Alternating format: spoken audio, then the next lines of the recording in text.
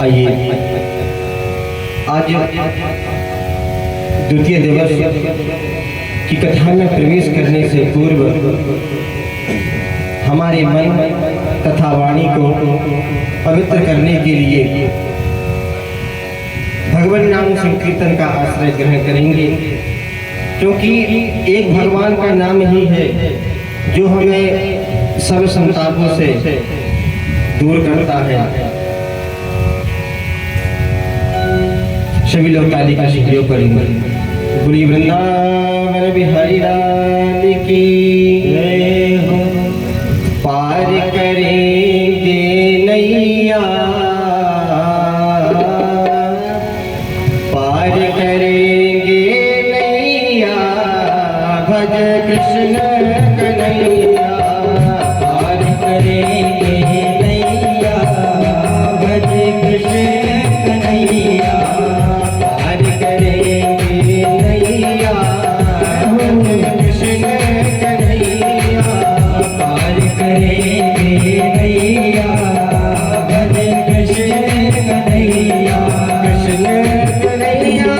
कृष्ण कन्हैया, भज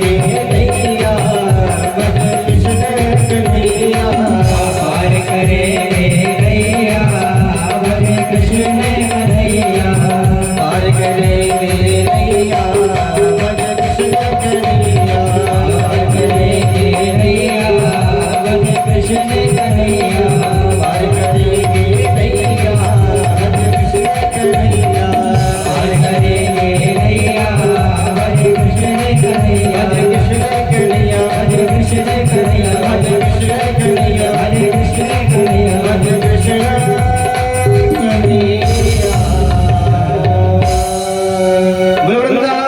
बिहारी लाल की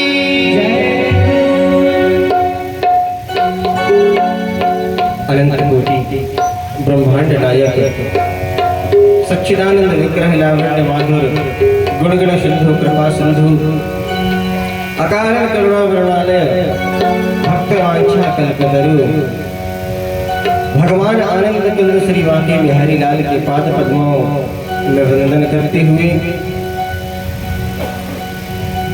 वृंदावन की अधिष्ठात्री श्री किशोरी जी राधा रानी के चरणों में वंदन करते हुए श्रीमद् भागवत गोविंद का वांगमय स्वरूप इस महान ग्रंथ को वंदन करते हुए मंच पर उपस्थित समस्त विप्र देवताओं के चरणों में बारंबार वंदन करते हुए एवं कथा में उपस्थित सब भक्तगण श्रोत्रिय गण एवं भक्तिमती माताएं, आज हम आप सभी द्वितीय दिवस की कथा में अवगाहन करेंगे। कल प्रथम दिवस में हम सभी ने श्रवण किया कि किस तरह इस ग्रंथ के श्रवण करने से भक्ति महारानी गदगद हो गई, ज्ञान वैराग्य नाचने लगे। यदि भगवान की जो कथा है, भगवान की जो कथा है वह हमारे हृदय को परिप्लावित करने लगे, आनंदित करने लगे, तो आप समझ लेना कि आपके हृदय में भक्ति का प्रादुर्भाव यानी प्राकट्य हो चुका है। यदि कथा हमें अच्छी लगने लगे और कथा में जहां भावुकता वाली बातें आए और आपको हृदय से परिप्लावित करने लगे, तो आप ये समझ लेना कि हमारी हृदय में भक्ति महारानी विराजमान हो गई है। अब भगवान के आने में कोई संशय नहीं बचा। किंतु ये भाव भक्ति जागृत होना ही बड़ी बात है। क्यों? क्योंकि मणिराम जी का कोई ठिकाना नहीं रहता। अभी यहाँ कथा में बैठे हैं, पर गुणा भाव चल रहा होगा कि घर जाना है, सास ने ये काम कही थी या बहू ने ये काम कही थी, तो ये काम बचा है, तो मन यहाँ लगने वाला नहीं है। मन कहाँ लगेगा? मन तो घर में, या मन हिसाब लगाने चला गया कहाँ? दुकान में। तो इस प्रकार यह जो मन है, 5 कर्मेंद्रियां और 5 ज्ञानेंद्रियां, और इन सब का स्वामी 11वां मन। यदि ये भगवान के चरणों में लग गया तो हमारा कल्याण है। और हो सके तो अधिक से अधिक मात्रा में भगवान की कथा सुना करें या उनके भजन, उनके गुणानुवाद श्रवण करें, अपने मुख से भगवान का कीर्तन किया करें, उनकी कथा गाया करें। आइए द्वितीय दिवस की कथा में प्रवेश करें। इस द्वितीय दिवस की कथा में प्रथम स्कंद का प्रथम अध्याय के प्रथम श्लोक पर विषय चर्चा करें। जन्माद्यस्य यतोऽन्वयादितरतश्चार्थे स्वभिज्ञः स्वराट् तेने ब्रह्महृदायादिकमये मुह्यन्ति यत् सूरयः तेजो वारिमृगां यथा विनिमयो यत्र त्रिसर्गो मृषा धाम्ना स्वेन सदा निरस्तकुहकं सत्यं परं धीमहि। श्री वेदव्यास जी वर्णन करते हैं कि यह जो ग्रंथ है श्रीमद् भागवत जी का, इसकी जो रचना हमने की है, इसमें हमने सत्य कहकर उन परम परमेश्वर भगवान श्री कृष्ण का स्मरण किया है। पर इसमें इसलिए कृष्णम परम धीमहि भी कह सकते थे, पर ऐसा क्यों नहीं कहा? यदि कृष्णम परम धीमहि कहते तो लोग ये समझ जाते कि ये केवल कृष्ण भगवान का ही ग्रंथ है, और अन्यत्र जो शंकर जी के भक्त हुए, जो राम जी के भक्त हुए, वो कहाँ श्रीमद् भागवत को श्रवण कर पाते। इसलिए सत्यम परम धीमहि कह करके उस परम सत्य का ध्यान किया, जो त्रिगुणातीत संसार है। ये सत्य ब्रह्मा जी भी हैं, विष्णु जी भी हैं और शंकर भगवान भी हैं। तो सत्य कहकर मानो तीनों का ध्यान किया, सत्य कहकर भगवान का, कृष्ण का ध्यान किया। अथवा तो देवताओं ने जब भगवान का प्रादुर्भूत होने लगा था माँ देवकी के गर्भ में, तो गर्भ स्तुति की थी। सत्यव्रतम सत्य परम सत्यम सत्यस्य योनिम निहितम च सत्ये सत्यस्य सत्यम व्रत सत्यनेत्रम सत्यात्मकम त्वां शरणं प्रपन्नाः। देवताओं ने सत्य सत्य कहकर के भगवान की स्तुति की है। इसीलिए वेदव्यास जी कह रहे हैं कि किसी को ये ना लगे कि ये केवल कृष्ण परम ग्रंथ ही है, इसलिए हम उस परम सत्य का ध्यान कर रहे हैं। तो जो इसमें अपनी इष्ट की वंदना करेगा, ये ग्रंथ उसी का माना जाएगा। धामना स्वेन सदा निरस्तकुहकम सत्यम परम धीमहि। उन परम परमेश्वर की चरण शरण ग्रहण करते ही कौन की? तो कहा जो सत्य है, जो सत्य प्रतीत हो रहे हैं। अब सत्य क्या है? यह संसार आपको क्या लगता है कि ये सत्य है या असत्य है? संसार दिखता सत्य है पर है पूरा असत्य। इसमें एक रस रहने वाला नहीं है।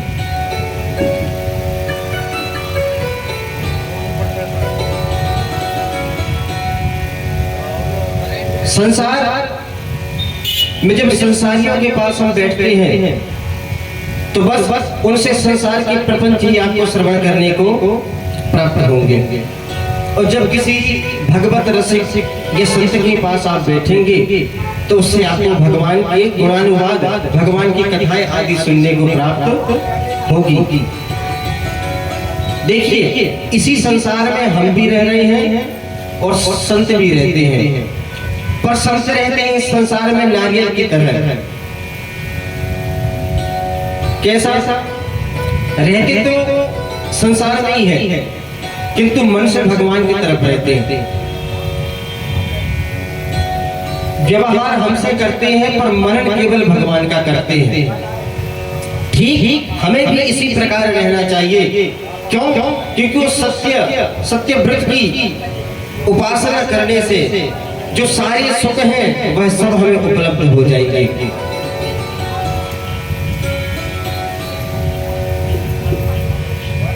निगम कल्पतरोर्गलितं फलम् सुखमुखाद्वृतद्रवसंयुतम् पिबत भागवतं रसमालयम् मुहुरहो रसिका भुवि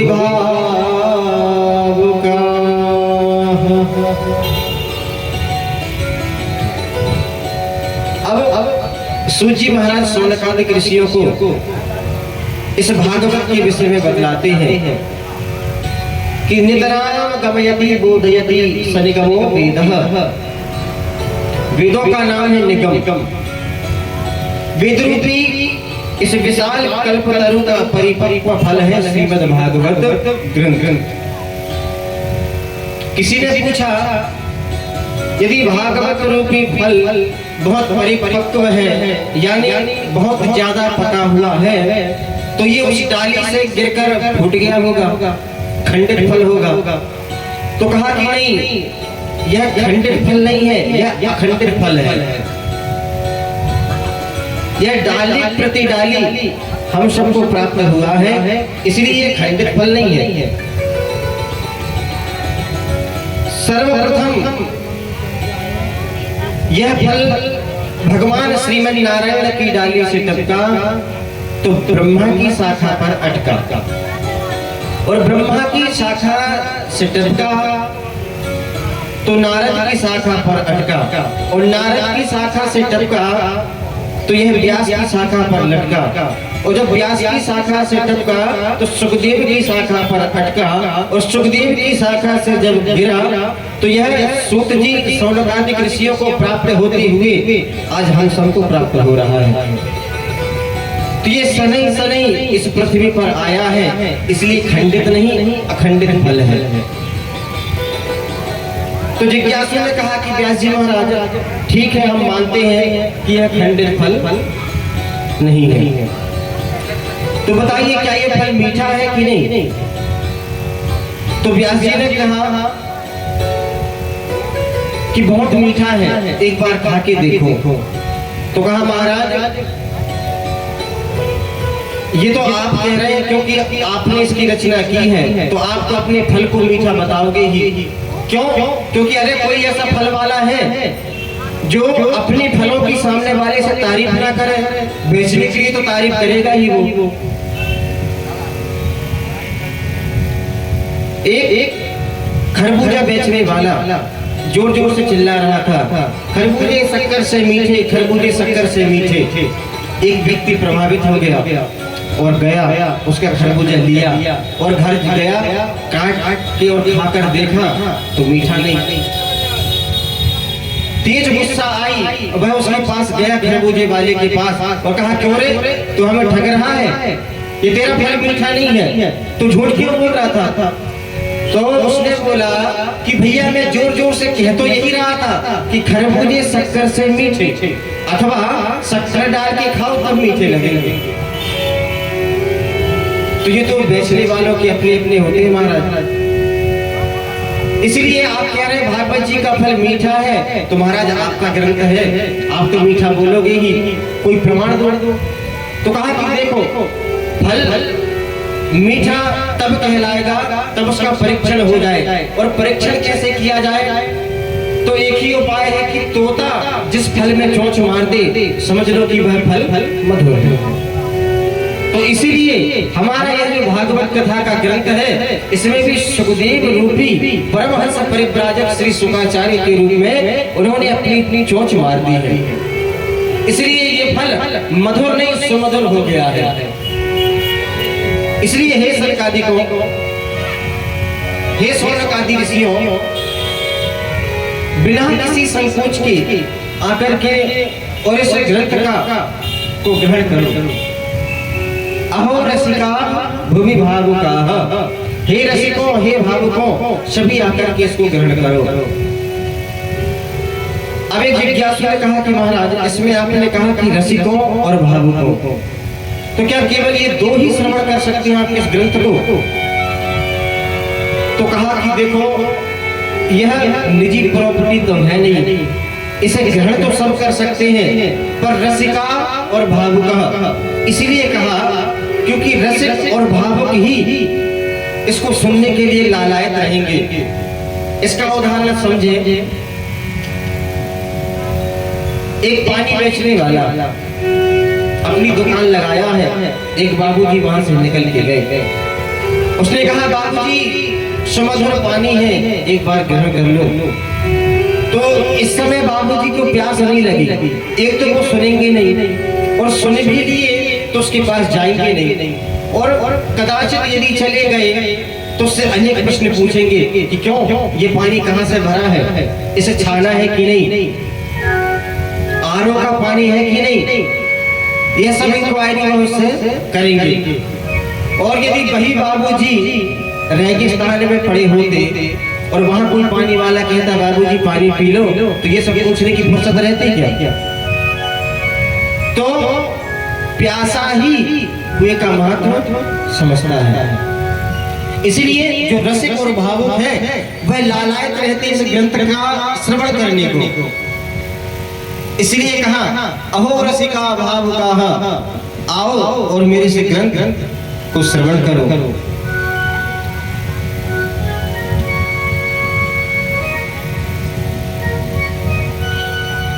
नैमिषे निमिषक्षेत्रे ऋषियः शौनकादयः सत्रं स्वर्गाय लोकाय सहस्र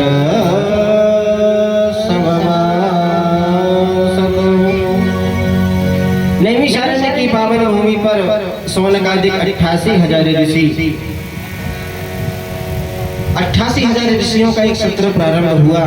ब्रह्मा जी के पास गए कि महाराज हमें कोई ऐसा स्थान बतलाइए कि जहां हमारे मन को शांति मिले और हम भगवान का भजन कर सके, क्योंकि इस समय कलियुग व्याप्त है, इसलिए कोई ठिकाना हमें मिल नहीं रहा।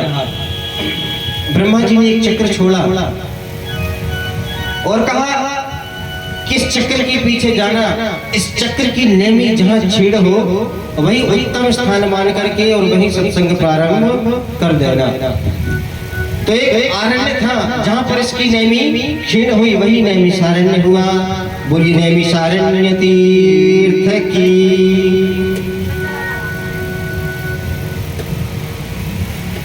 क्योंकि यह मनस चक्र को शांति मिलने वाली नहीं है। कलयुग में कोई सीधा काम करे तो सफल होने वाला नहीं है, टेढ़ा काम करने वाला ही सफल है। बताइए, इसी प्रकार हमारे कन्हैया है, जगह से टेढ़े चलना टेढ़ा, टेढ़ा खड़े रहना टेढ़ा। क्यों? क्योंकि सीधे साधे भगवान में हमारी आकृति जाएगी कैसे? इसलिए भगवान ने ये विचित्र रूप भगवान श्री कृष्ण का रखा है। क्यों? क्योंकि मछली पकड़ने वाले जो रहते हैं, अब आप में से कोई होगा, मछली पकड़ने वाले जो रहते हैं वह एक बंसी कहते हैं उसको, जो फंसाने वाली रहती है उसको बंसी कहते हैं। कि वो डाला मछली गई और निकाल लेते हैं। और कृष्ण नाम में जो री, कृष्ण काले के जो री लगाई जाती है वो भी ठीक वैसे ही है। जैसे उस प्रकार मछली को वो बंसी खींच लेती है पकड़ के, वैसे ही भगवान का जो कृष्ण नाम है उसमें जो री है वह भगवान को आकर्षित, वो भक्तों को आकर्षित करने के लिए है। क्योंकि सीधे साधे चित्त में भगवान जाने वाले हैं नहीं, इसलिए भगवान ने का नाम भी वैसा, काम भी वैसा।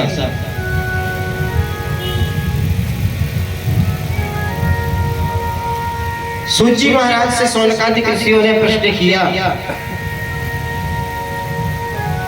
सबै पुंसा परो धर्मो यतो भक्तिरधो क्षजे। महाराज प्राणी मात्र का परम धर्म क्या है? तो कहा भगवान के चरण कमल में प्रेम करना, यही प्राणी का परम धर्म है। इसके बाद दूसरा प्रश्न किया कि शास्त्र बहुत है लेकिन मनुष्य के पास समय कम है, इसलिए शास्त्रों का सार क्या है वो बतलाइए। तीसरा, भगवान यदि सर्वसमर्थ जगदीश्वर है तो इन्हें बार बार अवतार लेने की आवश्यकता क्या पड़ती है? अरे भगवान ने दुष्टों को मारने के लिए अवतार लिया, तो ये काम तो कोई भी कर सकता है। यदि कहा जाए कि राम जी को मारने ही, रावण को मारने ही राम जी आए थे, तो नहीं। क्यों? क्योंकि ऐसा करना रहता तो जो सहस्त्रबाहु ने रावण को परास्त कर दिया था, जो बाली ने 6 महीने रावण को दबा के रखा था, तो क्या ये उसका उद्धार नहीं कर सकते थे? किंतु नहीं, भगवान अवतार भक्तों के लिए लेते हैं, भक्तों को परमानंद की प्राप्ति कराने के लिए, भक्तों का कल्याण करने के लिए भगवान अवतार लेते हैं। किम श्रेयः शास्त्र सारः कः स्वावतारः प्रयोजनम् किम कर्मकेवताराश्च धर्मः कम शरणं गतः। तो भगवान अवतार क्यों लेते हैं, चौथा प्रश्न। और जब भगवान अवतार लेते हैं तो कुल भगवान के कितने अवतार हैं, पांचवा प्रश्न। और छठवां प्रश्न, जब भगवान अपनी लीला पूरी कर लेते हैं और अपने परम धाम को चले जाते हैं तो धर्म कम शरणं गतः, ये धर्म किसकी शरण में जाता है। ये 6 प्रकार के प्रश्न शौनक आदि ऋषियों ने सूत जी से पूछे हैं। और यह 6 प्रश्नों में ही संपूर्ण भागवत जी का श्रवण व्यास जी के द्वारा, मैत्री मुनि इत्यादि के द्वारा, सुखदेव जी परीक्षित के द्वारा हम आपको श्रवण कराएंगे।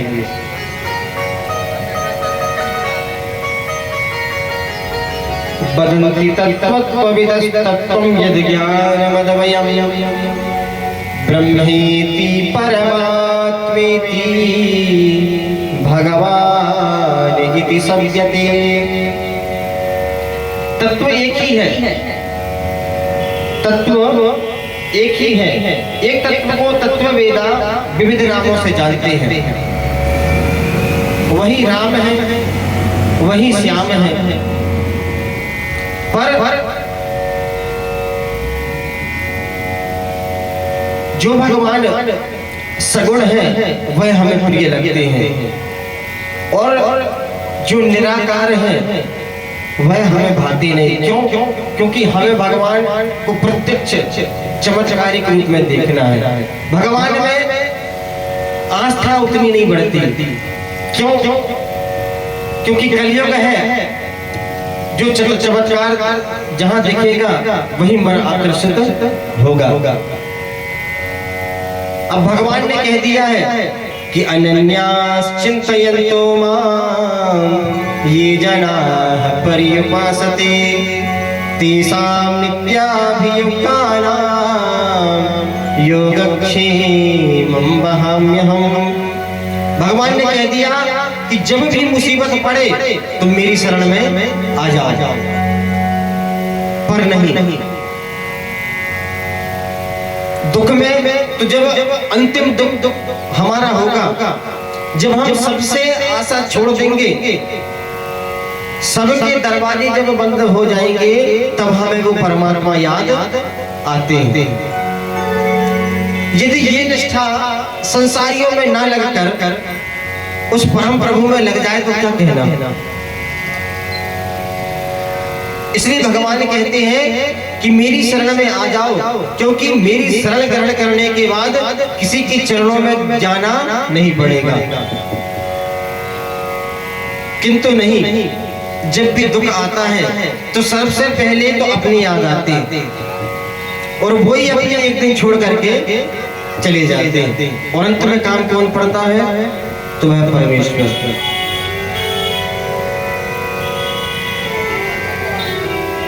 भगवान की कुल 24 अवतार,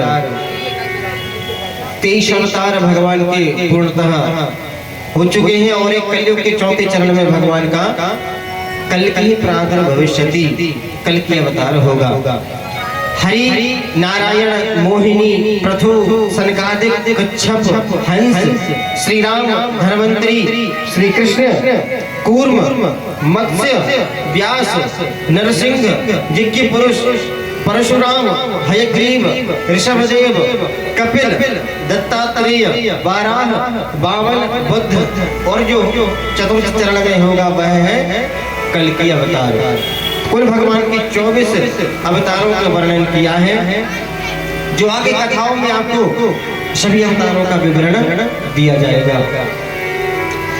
किंतु श्री सूत जी कहते हैं कि कोई भगवान का अंशावतार है, कोई आवेशावतार है, कोई कलावतार है, तो कोई पूर्णावतार है। किंतु जो पूर्णावतार है वह 24 अवतारों में केवल 2 हैं, एक श्री राम जी के रूप में और एक श्री कृष्ण के रूप में। जो भगवान ने संपूर्ण लीलाएं की हैं वह श्री कृष्ण और श्री राम के रूप में ही की हैं।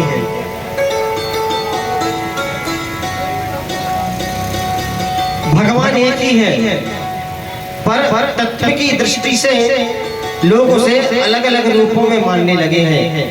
जैसे रसिकों की दृष्टि में वह परम तत्व छल छबीले कृष्ण कन्हैया के रूप में है। जिसे सीधा साधा भगवान पसंद है वह भगवान राम जी को पसंद करता है, और जिसे टेढ़े मेढ़े चाहिए तो वह भगवान श्री कृष्ण की शरण ग्रहण करता है। इस प्रकार तत्व की दृष्टि अलग है। हमें जो भगवान अच्छे लगे, देखिए किसी धर्म में तो उनके एक ही देवता है, खुदा ईश्वर जो कहो, पर हमारे यहाँ तो 24-24 बैठे हैं। एक से मन नहीं भरता तो दूसरे के पास जाओ, दूसरे से मन नहीं भरता तो तीसरे के पास जाओ। 24 है, किसी ना किसी में तो मन भरेगा। इतनी वैरायटी भी कहीं होगी बताओ हमारे धर्म के अलावा, कि एक पसंद नहीं तो दूसरा, दूसरा नहीं तो तीसरा, चौथा, 24 है, कोई तो पसंद आएगा। पर कब? जब हमारी भक्ति सुदृढ़ हो जाए तब। हरि व्यापक सर्वत्र समाना, हरि व्यापक सर्वत्र समाना, प्रेम प्रकट होई में जाना, प्रेम प्रकट होई में जाना, हरि व्यापक सर्वत्र समाना, हरि व्यापक सर्वत्र समाना, प्रेम प्रकट होई में जाना, प्रेम प्रकट होई में जाना, प्रेम प्रकट होई में जाना। हरि व्यापक सर्वत्र समाना, हरि व्यापक है, पर कब? प्रेम ते प्रकट हो ही में जाना। प्रेम हो तब तो प्रकट होंगे। अब यदि आप कहो कि हमारे बुलाने से तो नहीं आते, तो भैया तुम्हारा प्रेम सुदृढ़ नहीं है, तुम्हारी भक्ति अभी उस परिस्थिति में पहुंची नहीं है। देखिए प्रहलाद जी की निष्ठा देखिए, एक खंबे को बुदीर्ण करके प्रभु को प्रकट कर दिया। भगवान नरसिंह कलयुगी भक्त ही है, कलयुग के भक्त। अब कई लोग प्रश्न करते हैं ना कि द्वापर, त्रेता और सतयुग में भगवान आते थे। ये बहुत से लोगों का मानना है, और मैंने ज्यादा नहीं तो 5-10 लोगों के मुख से ये सुना भी हूँ, और वृद्ध लोगों से तो ज्यादा सुना हूं मैंने ये बात कि भगवान सतयुग, द्वापर और त्रेता में आते थे। अब कलयुग में कहाँ भगवान रखे हैं? तो कलयुग के भक्तों ने भगवान को प्रकट करके दिखाया कि देखो कलयुग में भी भगवान प्रकट होते हैं। श्री नरसिंह जी झोपड़ी बना करके रहते थे। एक दिन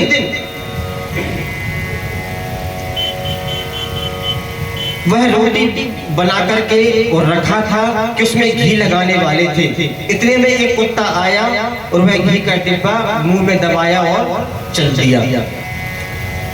अब जो नामदेव जी थे वह घी का कटोरा लेकर के पीछे दौड़ पड़े और कहते अरे प्रभु रुक जाइए, अरे फुलकों में घी तो लगवा लीजिए, सूखे खाएंगे तो आपके मुख में गड़ेगा, घी लगवा लेने दीजिए। इतने में ही भगवान प्रकट हो गए कि वहां नामदेव तुम्हारे जैसा भक्त कौन होगा जो कि एक कुत्ते में भी मुझे देख रहा है।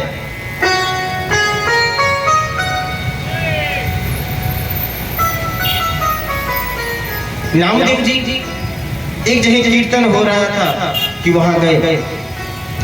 सभी ने कहा कि भैया नामदेव हमें प्यास लगी है, कुछ जलपान की व्यवस्था करो। तो कहा पास में जल तो है पर वहां पर भूत प्रेत रहते हैं। तो नामदेव जी ने कहा ठीक है कोई बात नहीं, हम लेके आते हैं तुम लोगों को।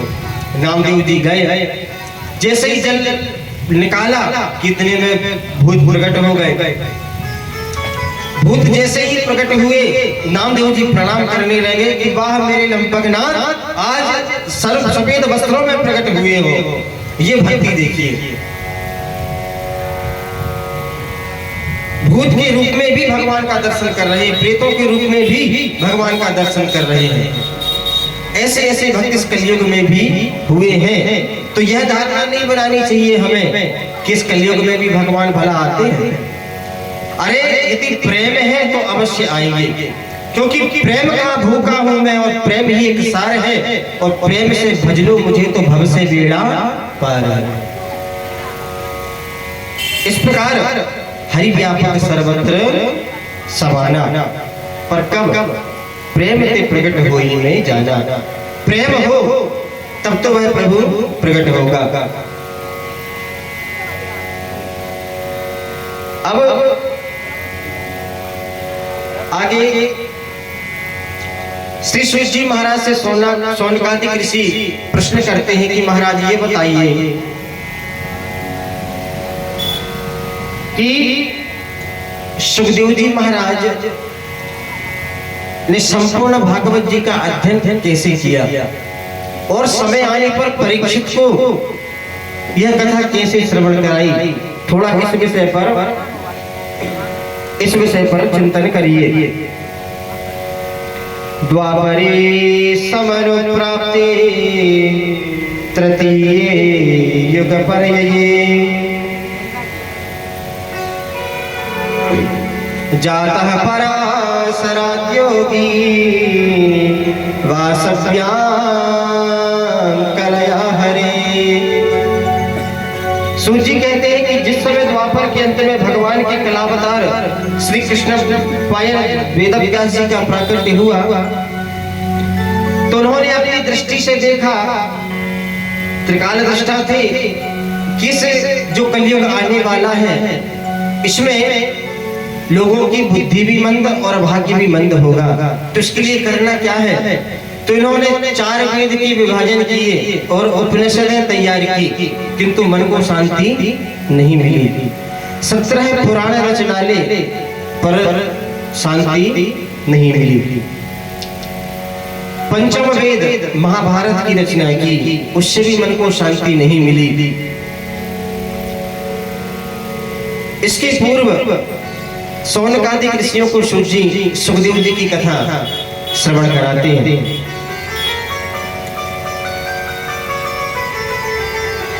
कि एक समय की बात है, योगी राज नारद जी लोगों का भ्रमण करते हुए कैलाश पर्वत पर पहुंचे। कैलाश पर पहुंचे तो वहां भोले बाबा तो तपस्या में लीन थे कि मां भवानी से वार्तालाप हुई। जाकर के पार्वती जी को प्रणाम किया और कहा माता जी प्रणाम। माता जी ने कहा कि आओ नारद जी, बड़े दिनों बाद आए, कहाँ घूमते फिरते हो? तो कहा देवी क्या बताऊं, आजकल मैंने लोगों के पास बैठना ही बंद कर दिया। मैं इस पृथ्वी पर जहां भी जाकर बैठता हूं तो लोग यही कहते हैं कि झगड़ालू बाबा है, जब भी आते तो झगड़ा करवा करके जाते हैं। इसलिए सत्य तो कहीं रहा नहीं, माता जी आप बुरा ना माने। इतने में पार्वती जी क्रोधित हो गई कि सुनो नारद, सब जगह की बात तो ठीक है, पर तुमने यहाँ आकर ये कैसे कह दिया कि सब दिखावा है, सब झूठी दुनिया है। अरे मेरे कैलाश में तुम प्रत्यक्ष देखो, मेरे भोले बाबा मुझसे कोई बात नहीं छुपाते। अरे जितनी माला करते हैं वो तक मुझे बता देते हैं। और मेरे पुत्र गणेश का वाहन चूहा, और भगवान भोलेनाथ के गले में सर्प। भला इन दोनों में कभी समानता है? इन दोनों का बैर है, फिर भी अपना बैर, अपना क्रोध भुला करके और कितने प्रेम से मेरे यहाँ रह रहे हैं। और देखो भगवान भोलेनाथ का वाहन नंदी और मेरा वाहन शेर। तो बताओ यह दोनों भी ठीक नहीं, पर अपना बैर भुला करके, अपना क्रोध भुला करके मेरे घर पर कितने प्रेम से रह रहे हैं। इसलिए ये मत कहना कि प्रेम तो आजकल कहीं नहीं। मेरे कैलाश पर देखो पूरा प्रेम विराजमान है। तो नारद जी ने मन में विचार किया कि माता जी अपने घर की कुछ ज्यादा ही तारीफ कर रही हैं। आज ही लड़ाई ना करवा दी, मेरा भी नाम नारद नहीं। तो नारद जी ने कहा कि माता जी एक बात पूछूं? कहा हाँ 100 पूछो। कहा एक बात बताओ, भगवान भोलेनाथ के गले में जो मुंडों की माला है यह किनकी है? अब सती जी माथा लगाए, दिमाग घुमाए, सब प्रकार से विचार किया। तो कहा कि नारद जी ये बात तो मुझे पता नहीं, भोले बाबा ने भी कभी नहीं बताया। तो वो तो बड़े भोले वाले हैं, बड़े भोले वाले हैं, मैंने ही नहीं पूछा उनसे, पूछते तो जरूर बताते। देखा देवी जी, मैंने सही कहा था ना कि आजकल कहीं प्रेम नहीं बचा। आप उनसे पूछना कि मुंडों की माला किसकी धारण किए हुए हो। अब नारद जी आग लगा करके और चलने लगे कि इतने में शंकर जी की समाधि खुल गई। हर हर महादेव। भगवान ने जैसे ही जयकारा लगाए कि नारद जी ने कहा महाराज जय श्री राम। कहा जय श्री राम नारद जी, कहाँ चल दिए? कहा भोलेनाथ आपसे मिलने आया था, तो आप तो समाधिस्थ थे, माता जी से खूब सत्संग हुआ, बस चल रहे थे कि अपने राम आपसे भी भेंट हो गई। बस अब आपको तो पता है अपने राम को श्राप लगा हुआ है कि ज्यादा देर एक स्थान पर ठहर नहीं सकते, इसलिए अब चलते ही जय श्री राम कहकर के नारद जी चले गए। अब भोले बाबा ने अंदर आकर देखा तो मां पार्वती का मुंह फूला हुआ और बैठी हैं। भगवान भोलेनाथ समझ गए कि नारद जी आए थे, इन्हीं की करामात है। भोलेनाथ ने पूछा कि देवी क्या हुआ? तो कहा छोड़ो, तुम महाकपटी हो, आज मुझे पता चल गया। तो भगवान ने कहा कि क्या हुआ, क्या कपट कर दिया हमने? तो कहा ये बताओ, ये जो मुंडों की माला लटकाए फिरते हो ये किसकी माला? तो कहा देवी बस इतनी सी बात, ये जो मुंडों की माला है, ये जो मुंडों की माला है ये तुम्हारे ही सिर है। क्यों? क्योंकि तुम बार बार जन्म लेती हो और बार बार तुम्हारा मरण होता है, और जब भी तुम्हारा शरीर पूरा होता है तो मैं पागल हो जाता हूँ तुम्हारे विरह में, और तुम्हारा जो शरीर है वह लेकर के घूमता हूँ, और जो तुम्हारा सिर बचता है उसकी मैं माला बना करके धारण करता हूँ। तो देवी ये तो कपट नहीं हुआ, ये तो प्रेम का प्रमाण है कि मैं तुमसे कितना प्रेम करता हूँ। तो मां पार्वती ने कहा कि इसका मतलब तो तुम महाकपटी हो। भगवान ने कहा कि अब कैसे कपटी हूँ? तो कहा ये बताओ, बार बार मैं जन्म लेती हूँ और मैं ही मरती हूँ, तुमने कौन सी अमर कथा पान की जो आप तो अमरनाथ बने बैठे हो और मरना जीना हमारे पीछे लगा रखा है? तो कहा देवी हमने अमर कथा यानी श्रीमद् भागवत कथा का पान किया है, इसलिए अपने राम तो अमरनाथ है और तुम अभी उससे वंचित हो, इसलिए तुम्हारा जन्म और मरण होता है। तो मां पार्वती ने कहा कि प्रभु मुझे भी यह कथा श्रवण कराइए, मैं भी यह कथा श्रवण करना चाहती हूँ। तो भोलेनाथ ने कहा देवी जब हम कथा कहते हैं तो आंख बंद करके ध्यान लगा के कथा कहते हैं, इसलिए जब हम कथा कहें तो हुक्का देते रहना, और यह कथा एकांत में सुनाएंगे। क्यों? क्योंकि यदि किसी और ने सुन ली तो वो अमर हो जाएगा और फिर आगे समस्या खड़ी हो सकती है। तो कहा ठीक है महादेव, कहाँ चला जाए? तो अमरनाथ की जो गुफा है वहां पर भगवान पहुंचे हैं और सती जी नीचे बैठी हैं, वक्ता के रूप में भगवान भोलेनाथ ऊपर बैठे हैं। भोलेनाथ ने कहा कि देवी एक बार चक्कर लगा के आओ कि कोई गुफा के अंदर है तो नहीं। सती मां पार्वती ने सभी तरफ नजर दौड़ाई, कोई नहीं दिखा, बस एक सुख का अंडा छोटा सा रखा हुआ था। माँ पार्वती ने ध्यान नहीं दिया, कहा कि ये तो अभी अंडे में है, ये क्या कथा सुनेगा।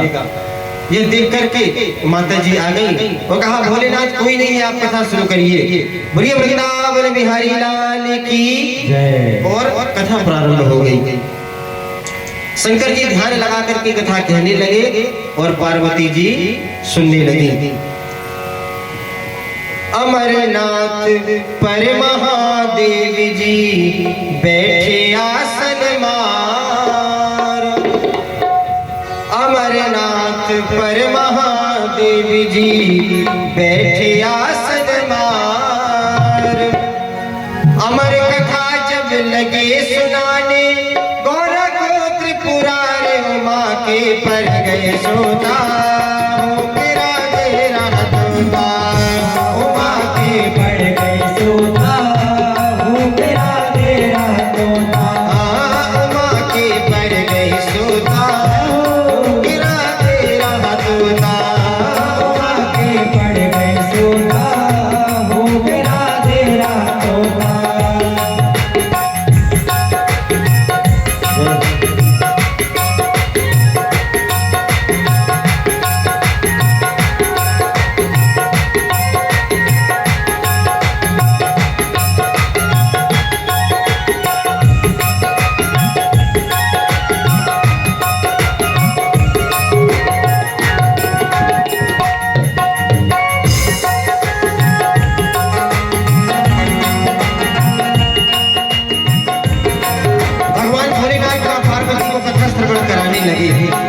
जैसे ही नंदोत्सव आया कि मां पार्वती की नींद लग गई। क्योंकि देखो जब गंभीर रस आता है तो अक्सर नींद लगने लगती है, लोग बोर होने लगते हैं, तो मां को नींद लग गई। अब वह जो तोता था वह कथा सुन सुन के उस अंडे से बाहर निकला और पुष्ट हो गया। और जब पार्वती जी को हुक्का देते हुए देखा तो तोते की आदत होती जैसा सुनता है वैसा बोलने लगता है। तो ठीक उसने वैसे ही हुक्का याद रखा और वह हुक्का देने लगा। भोलेनाथ शंकर ने गौरा को कथा सुनाई। भोलेनाथ शंकर ने गौरा को कथा सुनाई। कथा हुई ना पूरी और नींद उमा को आई। कथा हुई ना पूरी और नींद उमा को आई। कथा हुई ना पूरी और नींद उमा को आई। कथा हुई ना पूरी और नींद उमा को आई। भोलेनाथ जी समझ न पाए। भोलेनाथ जी समझ न पाए। भोलेनाथ जी समझ न पाए। भोलेनाथ जी समझ न पाए। तोते की हुंकार के कर गए सोता। तेरा तेरा तोता हुआ के बढ़ गए सोता। तेरा तेरा तोता हुआ के बढ़ गए सोता। तेरा तेरा तोता हुआ के बढ़ गए सोता। तेरा तेरा तोता। इस प्रकार वह तोता भूखा देने लगा। मां पार्वती की नींद लग गई। अब जैसे ही कथा समाप्त हुई कि भगवान भोलेनाथ ने जयकारा लगाया, बोलो बालकृष्ण भगवान की। जैसे ही जयकारा लगाया मां पार्वती की नींद खुली और कहा हाँ भोलेनाथ बताइए अब क्या हुआ। तो भोलेनाथ हक्के बक्के रह गए कि अब क्या हुआ, पूरी कथा हो गई और क्या तुम सुन भी रही थी या सो रही थी। कहा भोलेनाथ क्षमा चाहती हूँ, मेरी नींद लग गई थी। तो कहा कि ये हुक्का कौन दे रहा था। जब नींद से गौरा जागी अफसोस हुआ है भारी। नींद से गौरा जागी अफसोस हुआ है भारी। हाथ जोड़ के बोली प्रभु लग गई नींद हमारी। हाथ जोड़ के बोली प्रभु लग गई नींद हमारी। आदि कथा सुनी है हमने। आदि कथा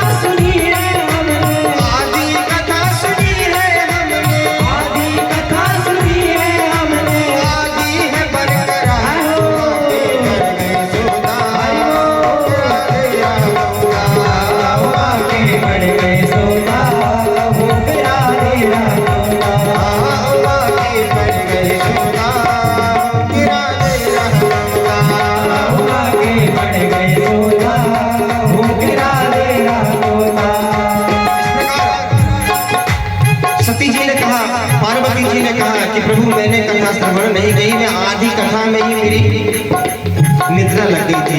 तो कहा कि ये हुक्का किसने दिया है? नजर दौड़ाई कि एक तोता वहां से सुनकर के और भागता दिखाई दिया।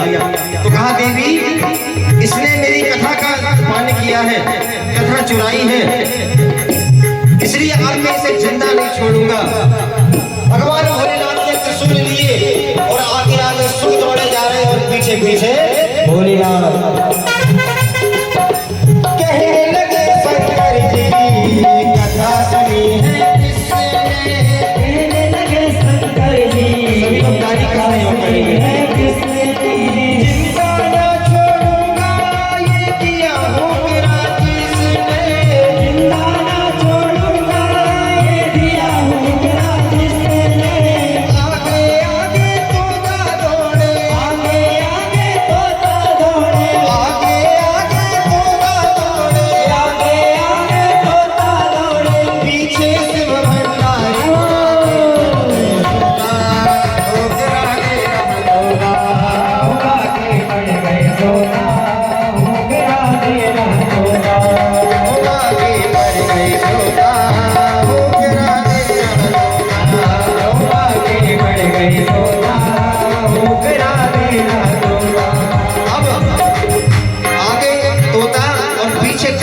भगवान भोलेनाथ। कहा कि तू रुक जा, आज मैं तेरा वध कर दूंगा। क्यों? क्योंकि तूने मेरी कथा चोरी की है। अब तोता भागे जा रहे हैं। वहां व्यास जी का ग्रह दिखाई पड़ा। व्यास जी के घर में वह तोता प्रविष्ट हो गया और ऋतुकाल स्नान करने के पश्चात बाल सवा रही थी व्यास जी की पत्नी।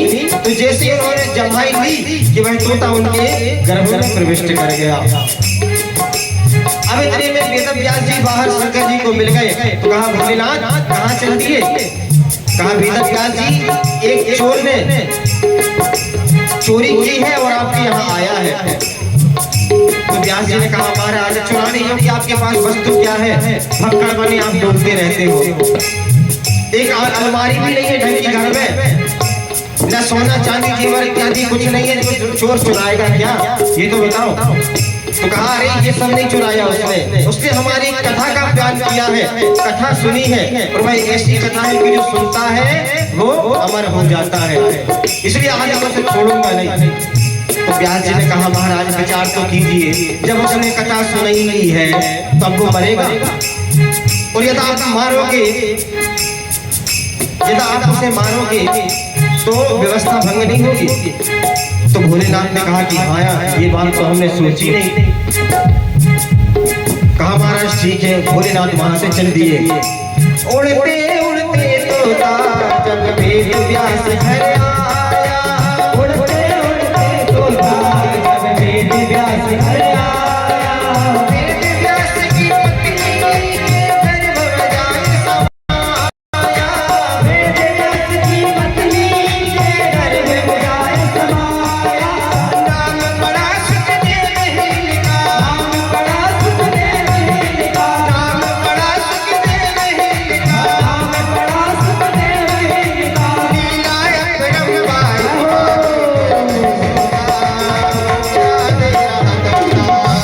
आगे बढ़ गए सोना हुक्का देना सोना, आगे बढ़ गए सोना हुक्का देना सोना, आगे बढ़ गए सोना हुक्का देना सोना, हुक्का देना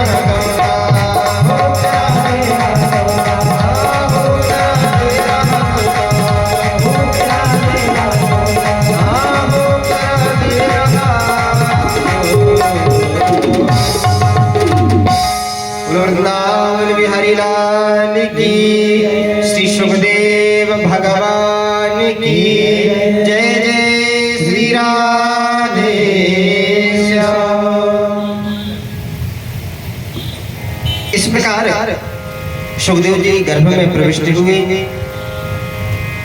शंकर जी वहां से चले गए। अब 12 वर्ष तक श्री सुखदेव जी महाराज वेद व्यास जी की पत्नी के गर्भ में रहे। अब जब 12 साल पूरे हो गए तो व्यास जी ने कहा कि पुत्र बाहर निकलो, कहा कि बाहर निकलो।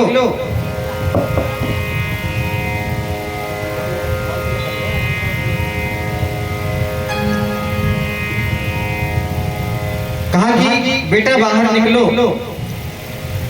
तो अंदर से उस तोते ने कहा कि पिताजी मैं बाहर नहीं निकलूंगा। क्यों? क्योंकि मैं जैसे ही बाहर आऊंगा ये भगवान की जो माया है, भगवान की जो माया है वह मुझे ग्रस लेगी। क्यों? क्योंकि जब तक जीव माँ के गर्भ में रहता है तब तक उसे माया स्पर्श नहीं करती। जैसे ही जीव गर्भ से बाहर आया कि माया उसे झपट लेती। और उन तोते ने कहा कि यदि भगवान स्वयं आकर के कहें, आशीर्वाद दे कि मेरी माया तुझे कभी प्रभावित नहीं करेगी, तब मैं वापस आ जाऊंगा। तब भगवान आए और आशीर्वाद दिया कि पुत्र मेरी माया तुम्हें कभी परेशान नहीं करेगी, तुम निर्विघ्न गर्भ से बाहर आओ। तब वह गर्भ से बाहर आए और बगैर किसी से बोले, ना जले हुआ ना कुछ, तुरंत ही अवधूत अवस्था में वन की ओर चल दिए। व्यास जी चिल्लाने लगे, पुत्र रुक जाओ, पुत्र रुक जाओ, पर उन्हें कोई मोह माया प्रभावित नहीं कर रही। क्यों? क्योंकि भगवान के रंग में रंगे हैं। अभी माया स्पर्श नहीं कर सकती। जब माया ही स्पर्श नहीं कर सकती तो दुनिया का क्या रंग चढ़ेगा? ये दुनिया सारी माया में ही टिकी है। माया का अर्थ क्या है आप सुनिए। माँ माने नहीं और या माने जो नहीं है वही माया है। माया का अर्थ है कि जो नहीं है उसे दिखाना और जो है उसे छुपाना, यह है माया। ऐसे सुखदेव जी महाराज तो वेदव्यास जी बड़े परेशान हुए कि मैंने 17 पुराण लिख डाले किंतु मुझे संतुष्टि नहीं मिली। तब नारद जी ने व्यथा जानी और नारद जी आए